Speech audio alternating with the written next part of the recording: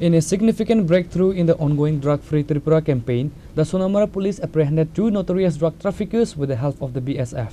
The arrest followed a targeted anti-narcotics operation based on specific intelligence.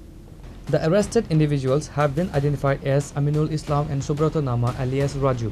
The BSF intercepted the suspects who have been on the radar for their alleged involvement in the illegal narcotics trade across the border subdivision. Both individuals are believed to be key players in a local smuggling network.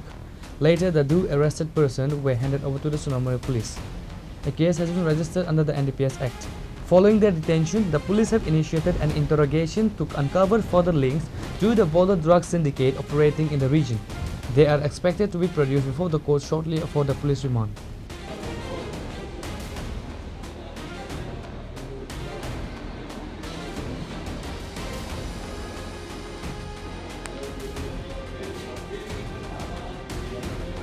Bureau report Chini Khorang.